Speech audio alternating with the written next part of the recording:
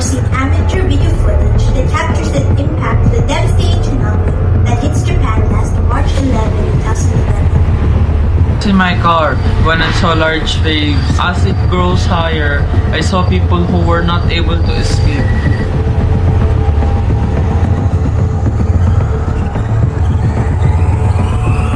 I felt the terrible power of nature. I was not expecting that nature can be this dreadful. By eyewitnesses, an amateur photographer got out in the disaster unfolding around them.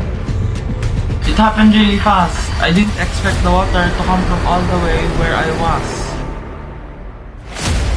You're running for your life.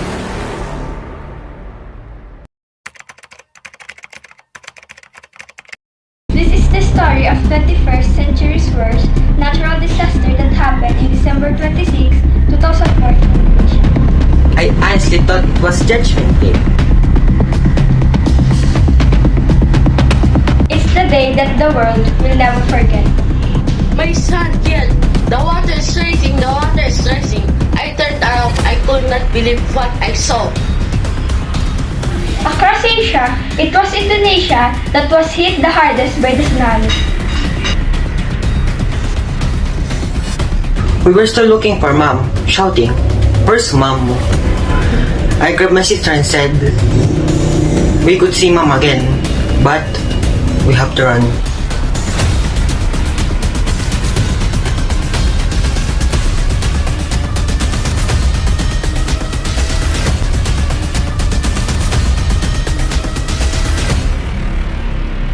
It's the hardest way of survival.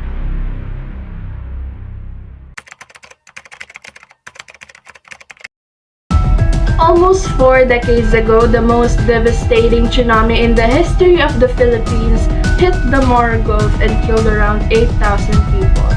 It happened 10 minutes past midnight of August 17, 1976.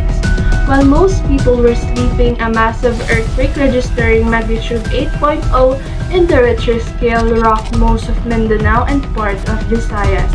Maraming nasirang bahay that time.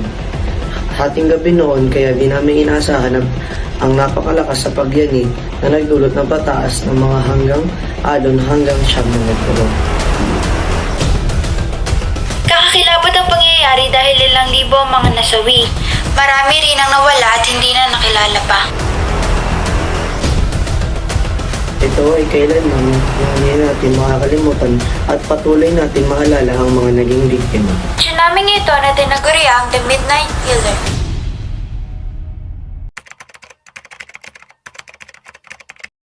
Tsunamis is very tragic because entire cities are flooded, debris are scattered, buildings, cars, and people are swept away by the unstoppable wave. It will serve as a reminder that tsunamis are dangerous and unpredictable. But what causes these giant waves? Tsunamis can strike with little warning because it is usually triggered by a sudden displacement of ocean water like volcanic eruptions, landslides, meteorites are the most common culprit, earthquakes. In the deep ocean, a typical tsunami wave is barely noticeable and poses little threat, but the waves can spread out thousands of miles rolling across the ocean. That speeds up to 600 miles per hour. As the rolling water reaches the shoreline, the wave's friction against a shallower floor slows it down and raises its height, and by the time it reaches the shore, the wave can be as tall as 100 feet. Unlike ordinary waves, a tsunami doesn't have a crest and break. Instead, it moves forward like a solid wall of water that crashes over the coastline and destroying almost everything in its path. Just when you think that the danger is over, it moves back, dragging everything back to the ocean. Tsunamis have multiple waves which can continue to hit the shore for several hours, causing even more destruction. The word tsunami originates from Japan that means harbor wave, which sits on a geographic location that makes it an easy target for these natural disasters. Because tsunami strikes so quickly with such a deadly force, tsunami warning centers around the globe are in constant alert, monitoring underwater earthquakes that is large enough to trigger massive waves. And for the residents, awareness and preparedness is needed to avoid this tragic natural disaster.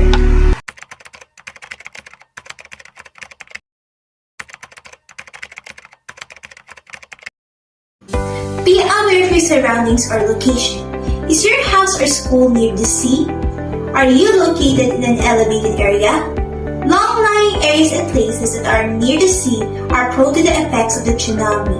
If you happen to live in one of these areas, you have to be informed on what to do in case the tsunami strikes. Do some research whether your place was struck by tsunami in the past. Prepare essential materials or survival pack and place them in a bag. Put this bag in an accessible location in your house.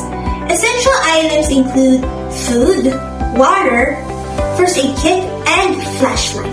At home, encourage your family to have an evacuation plan in case a tsunami strike in your school. Participant in emergency drill seriously and actively. If you live in a coastal zone, be careful after an earthquake. A sudden rise and fall is a cause for alarm. You should act immediately when the sea draws back rapidly, exposing large areas of seafloor. Follow authorities. If they order to evacuate, do so immediately. Leave your belongings at home or at school. Remember, you have to save your life, not your possessions. To a higher ground, away from the coast or any body of water. You cannot move to a higher ground. Climb as high as you can. If possible, climb to the roof of a structure. There is no tall structure. Climb a sturdy tree. In case you're caught up in water, observe keenly. Look for something to help you float, such as tree trunks, rafts, or big plastic bottles.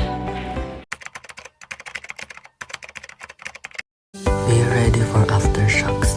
Aftershocks are smaller earthquakes that follows the main earthquake. If possible, gather reliable information regarding the latest situation. Listen to authorities. Wait for them to give you a signal to go back to your house or to your school.